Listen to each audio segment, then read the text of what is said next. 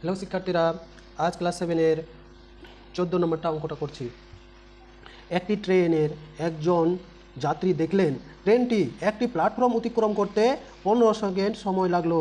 ট্রেনটির গতিবেগ ঘন্টায় 60 কিমি হয়, তবে প্ল্যাটফর্মের দৈর্ঘ্য কত তা হিসাব করে লিখি। এখানে প্রথমে আমাদের জানতে হবে ট্রেনটির গতিবেগ কত ছিল।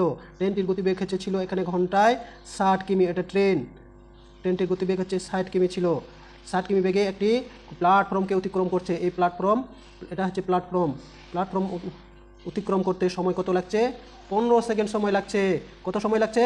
15 সেকেন্ড সময় লাগছে। আমাদের কি বের করতে হবে? এখানে প্ল্যাটফর্মের দৈর্ঘ্যটা বের করতে হবে। প্ল্যাটফর্মের দৈর্ঘ্যটা কত সেটা আমাদের বের করতে হবে। এখান থেকে এই দৈর্ঘ্যটা কত? ট্রেনটির গতিবেগ 60 কিমি। এই যে 60 কিমি, ট্রেনটির গতিবেগ কত ছিল? 60 কিমি ঘন্টায়। তাহলে প্ল্যাটফর্মটি অতিক্রম করতে কত সময় লাগছে? 15 সেকেন্ড সময় লাগছে। এখান থেকে এখানে যেতে 15 সেকেন্ড সময় লাগছে। তাহলে প্ল্যাটফর্মের এই দৈর্ঘ্যটা কত সেটা আমাদের বের করতে হবে। তাহলে এখানে লিখবো, এখানে কি বলেছে? ট্রেনটির গতিবেগ ঘন্টায়। তাহলে 1 ঘন্টা সমান 60 গুণন 60 সেকেন্ডে আমরা বের করব। 60 সেকেন্ডে বের করব। Second 6 6 3600 second. তারপরে এখানে বলেছে ঘন্টায় 60 কিমি, তারপরে 60 কিমি সমান আমরা বের করব 60 কিমি। 60 কিমি সমান আমরা এখানে বের করব, এখানে মিটারে। তাহলে 60 গুণন 1000 দিয়ে গুণ করলে মিটারে চলে যাবে। 1000 দিয়ে কী দিয়ে গুণ করতে হবে? 1000 দিয়ে গুণ করতে হবে। তাহলে 1000 দিয়ে 60কে গুণ করলে 60,000 হবে, 60,000 মিটার। তাহলে গণিতের ভাষায় সমস্যাটি হলো, লিখবো এখন আমরা গণিতের ভাষায় সমস্যাটি হলো, সমস্যাটি কি আছে? এখানে সেকেন্ড আছে আর মিটার আছে। তাহলে লিখবো সেকেন্ড। প্রথমে কি লিখবো? সেকেন্ড। এই যে সেকেন্ড লিখলাম। তারপরে এখানে কি লিখবো? মিটার।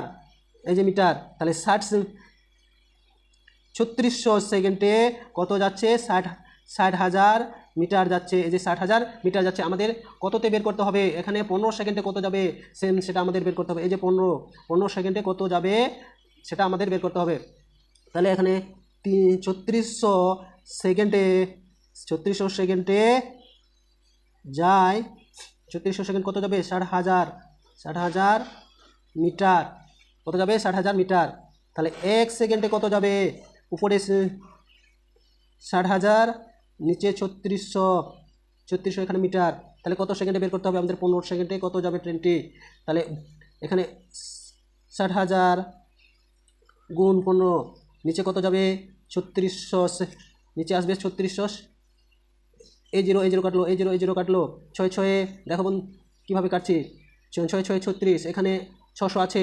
6 দিয়ে 600কে গুণ 100কে গুণ করলে 600 হয়ে যাবে। এখানে 3 দুগুণ 6, 2 50, 50 দুগুণ 100, 3 5 15। তাহলে উপরে কি থাকলো? 50 থাকলো আর 5 থাকলো। 5 আর 50 গুণ করলে 5 5 25। এখানে জিরো করতে জিরো, এখানে মিটার হলো। তাহলে দেখো কি বের করতে বলেছে আমাদের? প্ল্যাটফর্মটির দৈর্ঘ্য কত তা হিসাব করে লিখি। অতএব এখানে লিখব